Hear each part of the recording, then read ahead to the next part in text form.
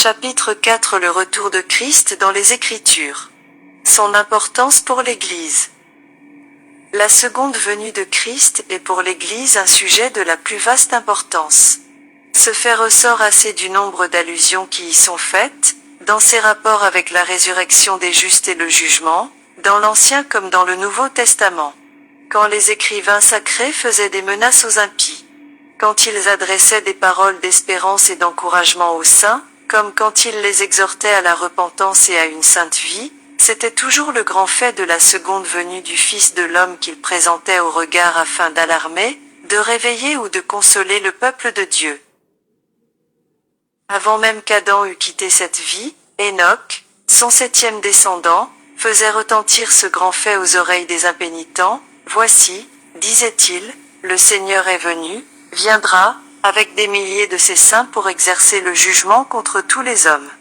Lorsqu'on parcourt l'un après l'autre les livres de la Bible, on trouve que les prophètes, que Jésus et que les apôtres ont fait le même usage de cette doctrine.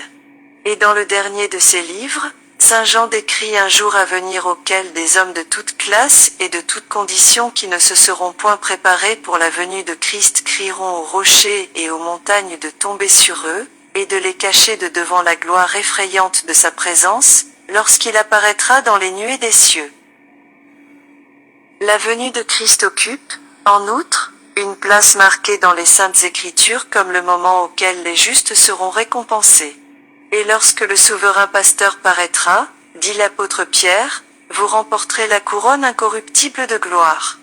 Et c'est au jour de l'apparition de Christ, que saint Paul s'attend de recevoir, et non seulement lui, mais tous ceux qui auront aimé l'apparition de leur Seigneur, la couronne de justice qui leur est réservée. Mais où cet événement est le plus souvent mentionné dans la parole de Dieu, c'est lorsqu'il s'agit d'exciter à la repentance, à la vigilance, à la prière et à une sainte conduite. Veillez, tel est l'avertissement par lequel le Fils de Dieu termine sans cesse, dans les évangiles, ses nombreuses allusions à sa seconde venue.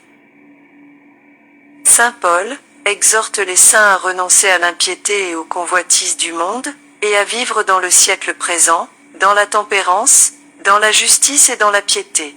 En attendant la bienheureuse espérance, et l'apparition de la gloire du grand Dieu, et notre Sauveur Jésus-Christ. Écoutons l'apôtre Jacques. Vous donc de même attendez patiemment, et affermissez vos cœurs, car l'avènement du Seigneur est proche. Mes frères, ne vous plaignez point les uns des autres, de peur que vous ne soyez condamnés. Voilà, le juge est à la porte.